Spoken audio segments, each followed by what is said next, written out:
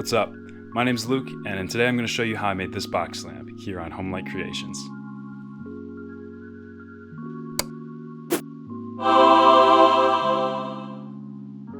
What I've got planned for this lamp is a rectangular box made out of this 1" by 4" common board. For the actual light source of the lamp, I plan on using this white LED strip, which conveniently plugs into USB-A for power. To actually turn it on and off, we've got this little circular switch that we'll wire in. And then lastly, to make it a little bit less harsh, we've got this 1/8" sheet of frosted acrylic. We'll put this on the front face of the lamp and it'll act as a diffuser of the light.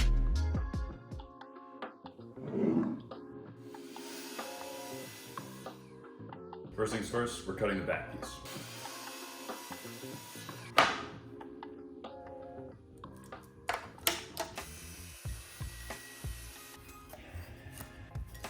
So now that that's done, we're left with a single piece of board that we're going to be turning into the entirety of the sides of the lamp. So some of you may have heard the phrase before, work smarter, not harder. I'm a personal proponent of both. I like working harder, I like working smarter, and occasionally I'll even work dumber. But back to working smarter. We need a single slot all the way down here for all of the different sides of the lamp. So what we're going to do is make that slot all at once, and then we can simply chop up the sides so that when we make these miters, they already have the slots running in them, so that we only have to make that slot once instead of going back and doing it on every single piece. Just from my point of view, I'd say that this side is a little bit more beat up than this one, so we're gonna call this one our outside face of the lamp. So this is gonna be where we're cutting our slot, and then this outside edge is a little bit nicer than this one. That means this is gonna be our back, inside, and this will be our front face. So we're gonna be cutting our slot right along this top right here. Let's play two truths and a lie. I own a miter saw, I own a circular saw, and I own a router. So what we've got going on here is this clamped level that's gonna act as our straight edge, and that is going to ride up along the side of the circular saw, just like that. We'll go straight and then just cut our slot all the way through. Since I also don't have a level that is 40 inches long, we are going to be using it twice. So I've made a couple different marks on varying points on the board, and then we're gonna run through half of it, do the same setup, shift it down, run it again, and then that'll make our slot.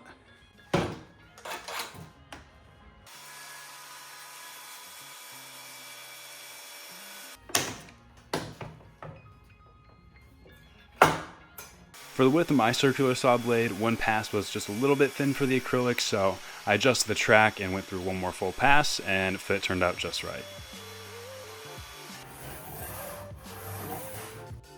So we've got our slot running all the way down the board, so now it's time to head back to our miter saw, and we can cut all these pieces on an angle so that we have the sides of the lamp.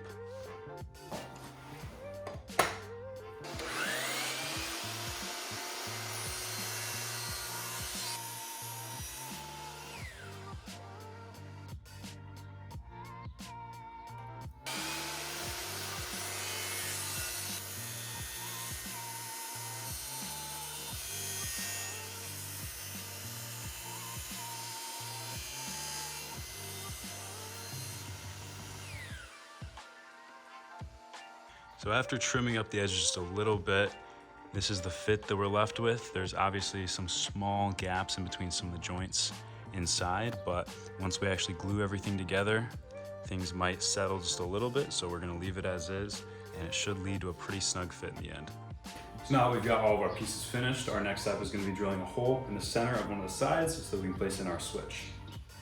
So we've got our center all marked out. We're gonna be using a spade bit to drill this hole for the switch. I would love to use a Forstner bit for something like this because it'd probably turn out a little bit cleaner, but I have a spade bit, so we're using a spade bit.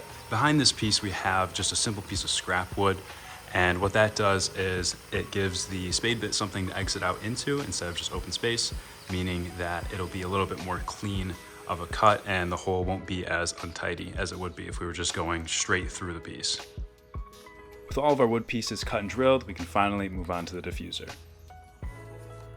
I measured out all the dimensions on the dry assembly of the wood pieces, and then I added about 3/16 of an inch on all sides so that the diffuser would have a pretty nice and tight fit into the final piece.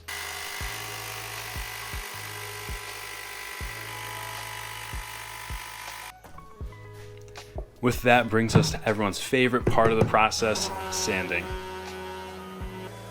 After promptly realizing that I forgot to leave a slot for the wire to exit the lamp, I went ahead and drilled and slotted that out, did a little bit more sanding, and then we were all set making cuts.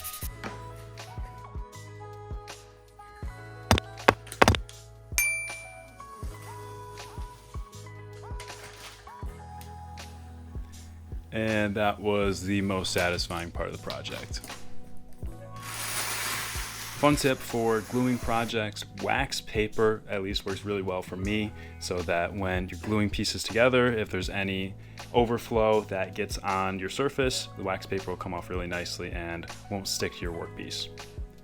Now, there are a lot more official ways that you can clamp your work pieces together while they're gluing, but my poor man's solution is using masking tape, especially for these 45-degree angles. In this case, I put down these 2 tracks of masking tape and then put the wood pieces on it just as tight together as you can get. And when you actually fold these up, there's a nice snug fit, and overall turns out pretty well as long as you place them down correctly. Just a little bit of glue so we can wipe that up. And with some good old time and patience and time, we have one solid piece. We can remove our masking tape, and you'll see that there's just a little bit of glue that spilled out on some of the corners, so we can go ahead and sand that down, and then we are just about ready for some electrical.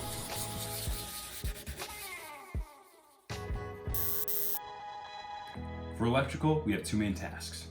First, we're going to send the LED strip through this hole so that we can solder the switch on outside of the lamp, make it a little bit easier on ourselves. We can push that back into place. And then finally, we can adhere the LED strip on the inside of the lamp, and we should be all set. As you can probably tell from that foreshadowing, the solder didn't go exactly according to plan, so we can skip that. May just be that I'm a little bit rusty at soldering, or that I was using unlabeled solder that I found in a random box on the shelf, or that I was using a combination wood burner soldering iron tool.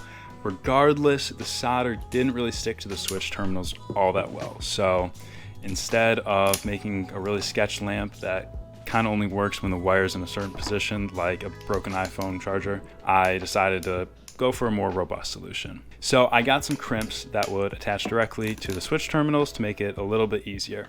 Although crimping 22 gauge wire wasn't what I would call a blast, it made for a pretty solid connection and a working circuit, which is about all I can ask for when I'm studying mechanical engineering. So we will work on ourselves and electrical engineering as we go. So with that, we can move on to our second and arguably a little bit easier step of electrical, taping the LEDs. This strip in particular already came with adhesive on it, so all I had to do was tear off the backing, and I could go ahead and place it all around the inside of the lamp.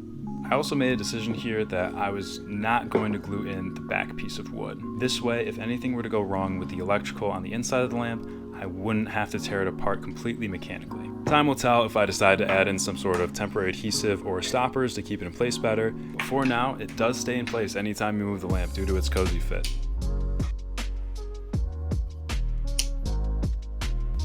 Thanks for watching.